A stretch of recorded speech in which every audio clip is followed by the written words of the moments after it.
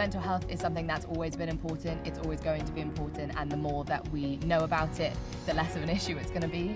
But right now, obviously, with what's happened over the last couple of years, people are feeling increasingly isolated, and now's the time to sort of like build up community again. And we can do that through working with people in like a mental health capacity.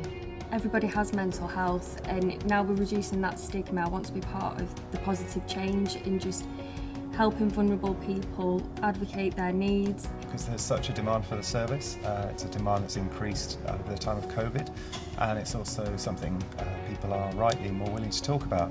There's less stigma involved, and there's a real need for that to be addressed. After the pandemic and with the current cost of living crisis, there's an increased need for mental health workers and support services, and I'm just excited to be able to be part of that, and also to be part of an organisation that is leading change in the sector. The pandemic and social isolation has had an impact upon people's mental health. I'd like to support and advocate for people with poor mental health to help them achieve the life that they want to live. A friend asked me a question which was, what movement do you want to be a part of? Like kind of climate crisis or something else? And like mental health was the thing that I cared about the most. And then the pandemic happened as well. So yeah, I feel like it would be something related to mental health.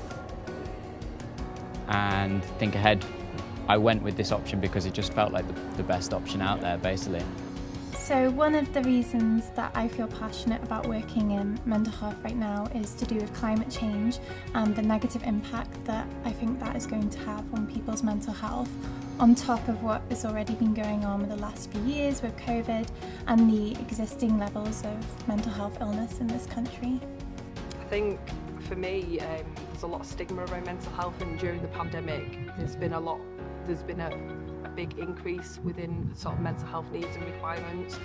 There's been a lot of, from domestic abuse, there's just been a lot of issues, and I think for me that's one of the reasons that's prompted me, and there is a need for mental health support.